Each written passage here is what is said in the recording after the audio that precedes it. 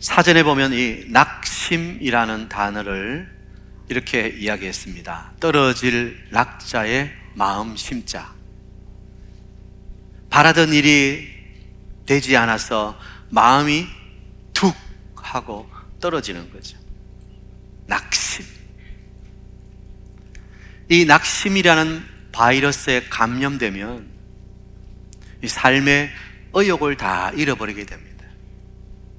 마음에 무기력이 오고 쉽게 포기해 버리게 된다는 거죠. 아마 여러분도 이런 경험을 많이 해보셨을 거예요. 오늘 성경에 보면 이 시인도 이런 낙심의 자리에 있습니다. 상황은 참으로 암담하고 고달픕니다. 아무리 하나님을 찾아도 하나님께서 만나주시지 않습니다. 한마디로 하나님과의 단절을 경험하는 거죠. 예배의 자리에 앉아 있어도, 찬송을 불러도, 기도를 해도 내 영혼이 깊은 사막에 있는 것처럼 여겨질 때, 이 영적인 불이 팍 꺼진 것 같은 그런 느낌을 받을 때 우리는 그 답답함을 이루 말할 수가 없다는 거예요. 하나님이 보이지 않고 느껴지지 않을 때 우리는 낙심의 자리에 있다, 그렇게 말하는 거예요. 6절에 보면 내 하나님이여 내 영혼이 내 속에서 낙심이 됩니다. 많은 신학자들은 이 시편 42편을 다윗이 지었을 것이라고 예측을 합니다. 다윗이 아들 압살롬의 난을 피해서 예루살렘에서 도망가면서 이 시편을 지었는데, 후대의 고라의 자손들이 그것을 수집하고 편집했다는 것이죠. 만일 그렇다면 다윗이 사랑하는 아들 압살롬을 피해서 도망가는 그 슬픔 가운데, 그 배신감 가운데, 그 수치심 가운데 이 시가 지어졌다는 것이죠. 가장 믿고 사랑했던 사람에게 배신당하는 그 경험은 정말 견디기 힘든 일이죠. 사람을 너무 비참하게 만드는 거예요. 그런데 중요한 것은 이런 고통의 순간, 낙심의 자리에서 다윗은 하나님을 갈급함으로 찾고 있다는 것입니다. 오히려 더 하나님을 향해 더욱더욱 주님을 찾고 찾는 그런 다윗의 모습을 우리가 보게 되는 거죠. 이것이 다윗의 위대함이라고 말할 수 있는 거예요. 많은 사람들은 신앙생활 잘 하다가도 어떤 어려운 일을 만나면, 낙심의 상황을 만나면 쉽게 그 은혜의 자리를 떠나는 경우를 봅니다. 더 이상 주님을 찾지 않는 거예요. 그냥 시험 받아서 마음이 낙심이 되어서 주저앉아 버리는 거예요. 그래서는 안 되죠. 낙심이 될 때, 더 우리가 고통 속에 있을 때 우리는 더 주님을 찾아야 되는 거예요. 왜냐하면 절망의 상황, 낙심의 상황이기 때문에 우리에게는 주님이 더 필요한 거예요.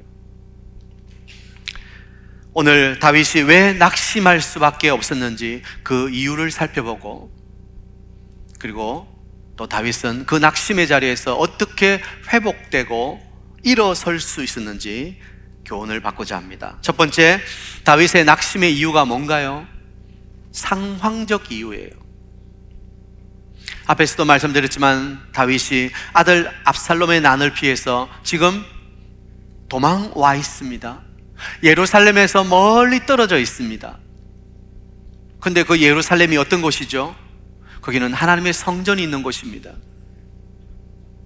그의 무리들과 함께 예루살렘 성전에 올라가서 예배했던 그 아름다운 추억이 있습니다.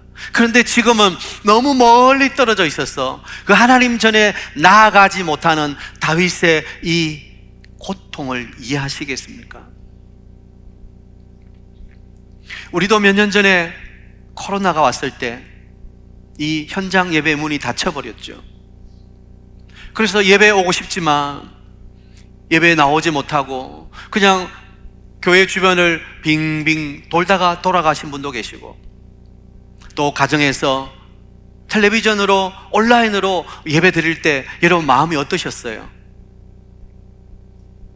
딱 교회 안 가고 집에서 예배 드리기 좋네 그러셨어요? 아니잖아요. 그 예배를 향한 갈급함으로 그냥 눈물이 흐르는 거예요. 지금 다윗도 예루살렘 성전을 그리워하면서 하나님을 목말라 하고 있는 거예요.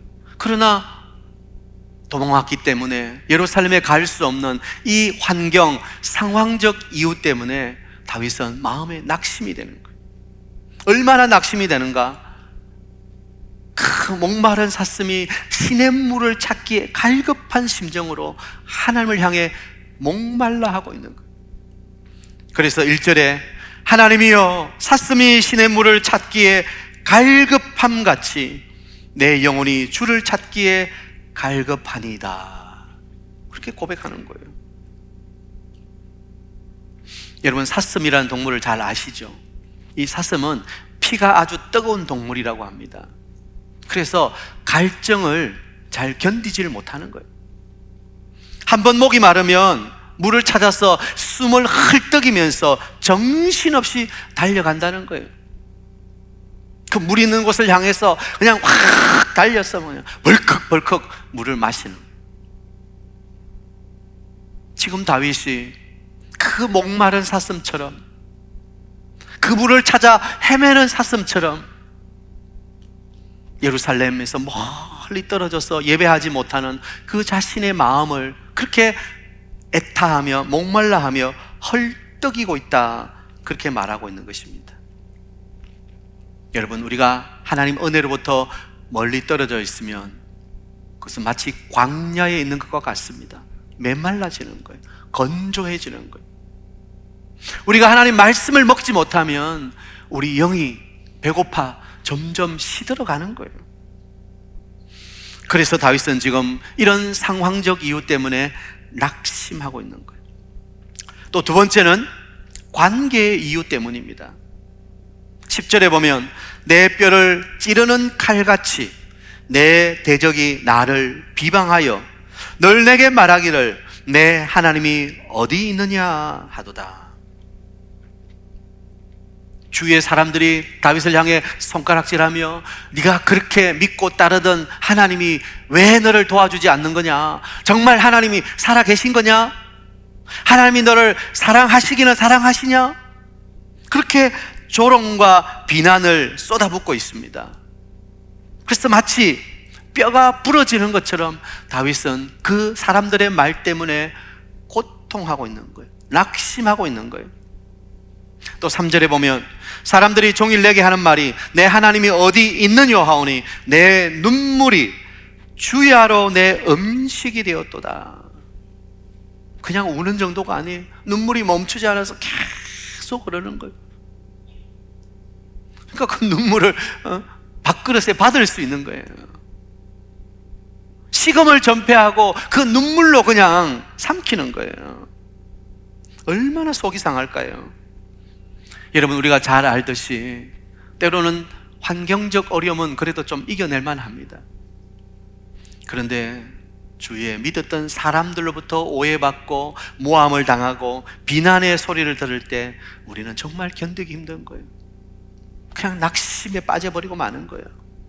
일이 힘들어서 문제가 아니라 관계가 힘들어서 어려운 거 아닙니까? 상황보다는 인간 관계에서 오는 이 어려움은 정말 견디기 힘든 고통인 거예요. 다윗은 지금 사람들로부터 받는 이 비난 때문에 너무너무 낙심이 되는 거예요. 그래도 한때는 자기 주위의 신하들 아닙니까? 그래도 자기 앞에 머리를 조아리던 사람 아닙니까?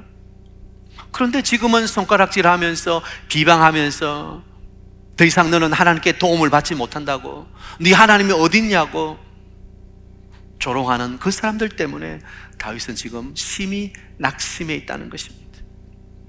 세 번째, 다윗은 또 왜 낙심해 있습니까? 뭐니 해도 가장 낙심의 이유는 영적인 이유예요. 하나님의 침묵이에요. 9절에 보면 내 반석이신 하나님께 말하기를 어찌하여 나를 잊으셨나이까?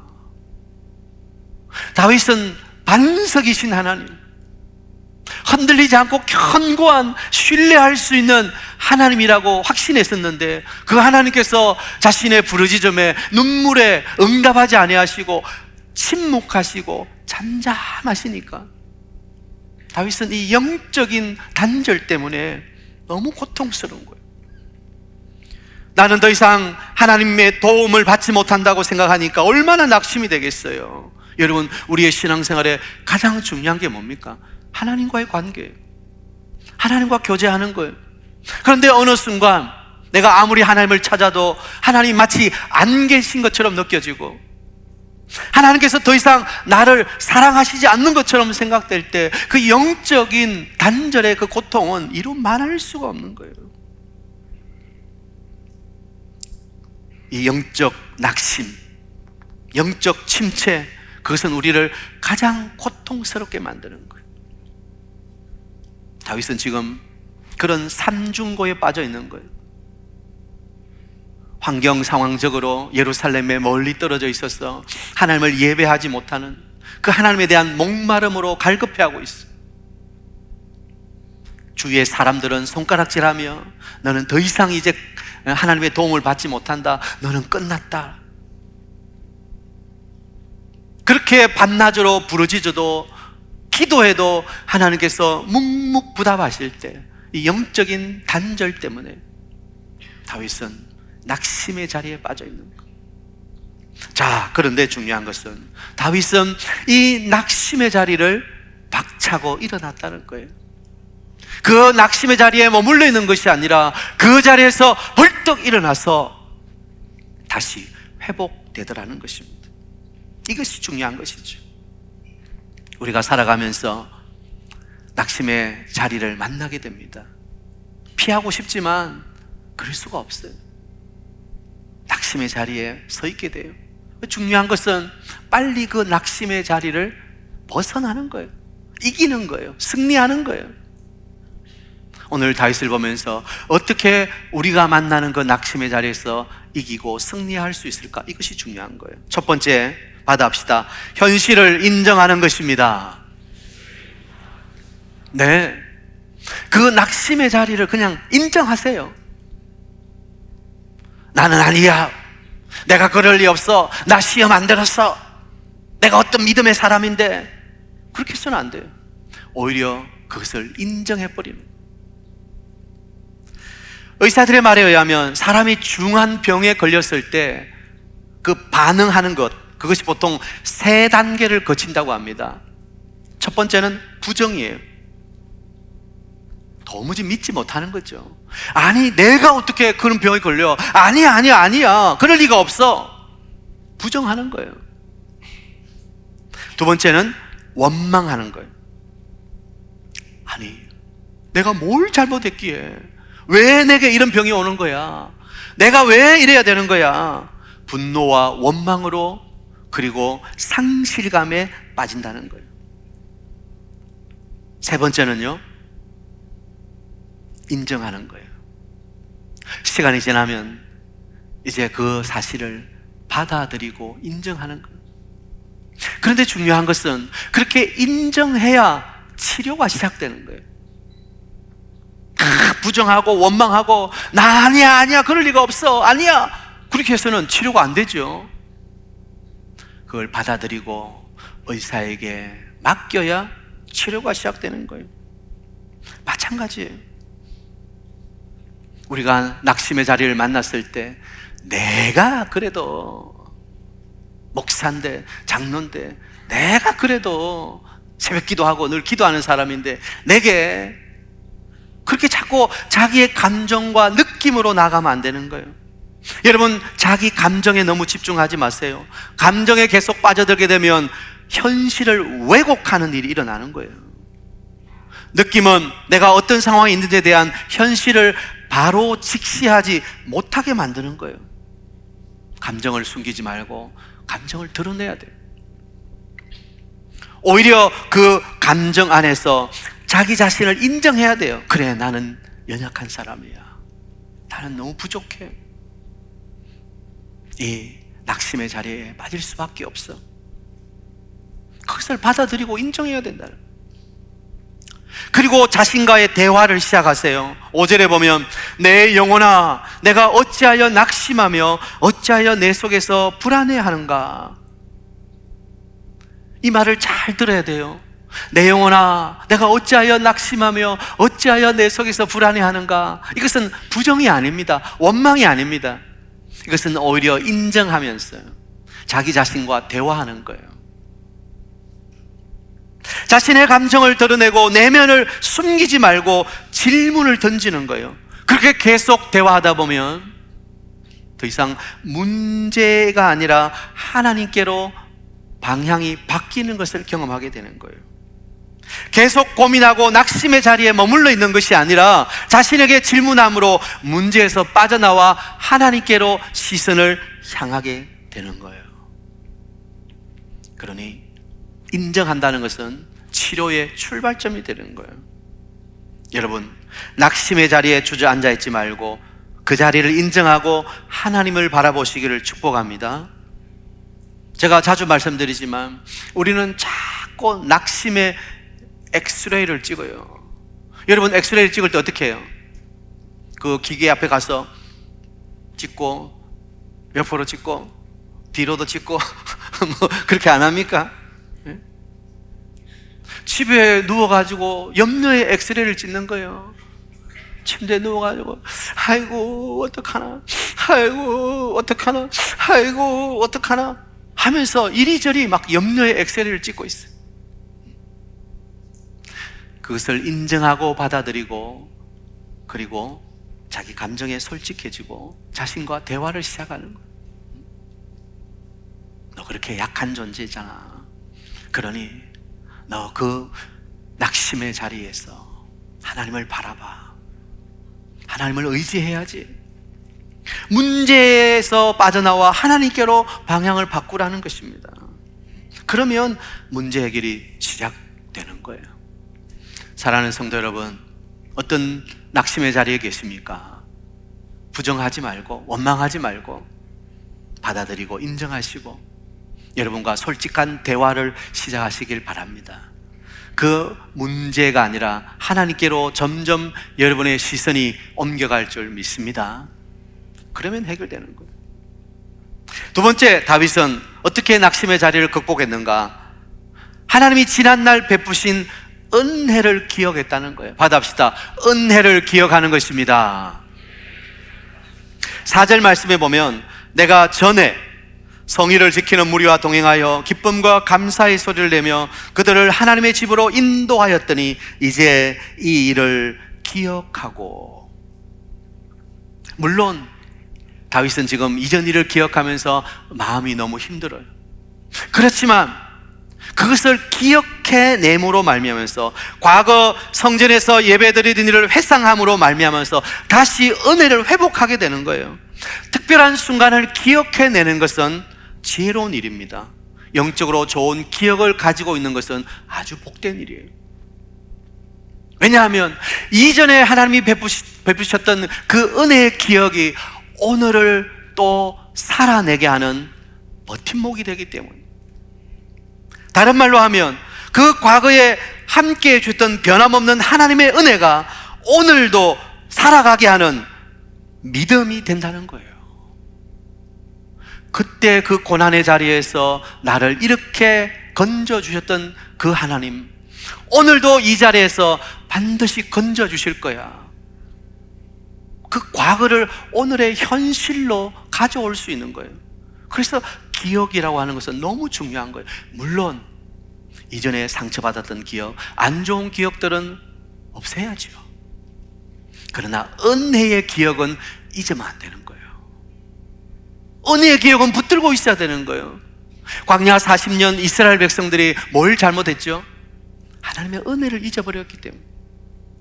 시마다 때마다 하나님은 놀라운 은혜를 그들에게 베풀어 주셨는데 그들은 돌아서면 잊어버려. 한마디로 은혜의 망각증 환자들이에요. 문제가 있는 거예요. 여러분, 우리의 걸음걸음 하나님이 지금까지 은혜로 인도하셨습니다. 앞으로도 인도해 주실 줄 믿습니다. 그래서 은혜는 기억해야 되는 거예요. 제가 일전에 이런 말씀 드렸어요. 좋은 교회는 영적 추억이 많은 것이다. 좋은 교회는 영적 추억이 많은 것이다. 성도들이 함께 예배하고 함께 섬기고 함께 웃고 함께 울었던 그 아름다운 영적 추억이 많으면 그 교회는 좋은 교회예요. 여러분, 우리 교회가 그런 교회인 줄 믿습니다. 영가족들이 함께 좋은 영적 추억을 많이 쌓아갔어요. 그래서 힘들고 어려운 순간이 다가올 때, 그때 나와 함께 기도했던 그 집사님, 그때 나와 함께 초등부 교사하고 함께 성가대하고 함께 섬겼던 그 집사님, 그 아름다운 영적 추억을 통해서 기도를 부탁하고 함께 기도하고, 그러므로 우리는 그 낙심의 자리를 딛고 일어설 수 있는 거예요. 사랑하는 여러분, 낙심되는 상황에서 하나님이 베푸셨던 과거의 은혜를 기억하고 다시 힘을 낼 수 있는 여러분 되시길 축복합니다. 2025년 은혜로 함께 하셨던 하나님께서 새 2026년도 우리를 은혜로 이끌어 주실 거예요. 그 은혜를 자꾸 소환해냈어요. 그리고 오늘 그 은혜가 은혜 되도록 하는 거예요. 그러면 다시 일어설 수 있는 거예요. 마지막 세 번째, 하나님을 소망하는 것입니다. 받아합시다. 하나님을 소망하는 것입니다. 힘들 때 주저앉는 것은 비겁한 거예요. 오히려 힘들 때 더 주님을 찾는 것이 바로 용기요 믿음인 것입니다. 다윗은 이 어려운 상황에 아들에게 쫓겨서 먼 지방으로 가서 예루살렘을 보며 그리워하고 눈물을 흘리는 그 상황 가운데 오히려 그는 더 갈급하게 하나님을 찾고 하나님만을 소망하겠다고 고백하고 있는 거예요.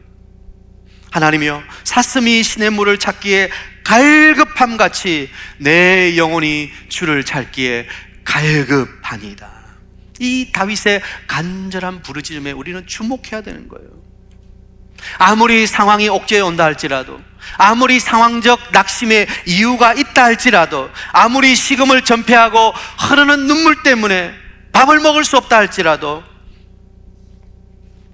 자신의 모든 목마름을 어떻게 해결해야 될지를 다윗은 알고 있는 거예요. 오직 하나님을 갈망하며 오직 하나님을 소망하는 것이 이 낙심의 자리를 이길 수 있는 유일한 비결이라는 사실을 다윗은 알고 있었던 거예요. 우리는 낙심의 자리에 빠지면 자꾸 사람을 찾기 시작합니다. 다른 어떤 것들을 자꾸 찾으려고 합니다.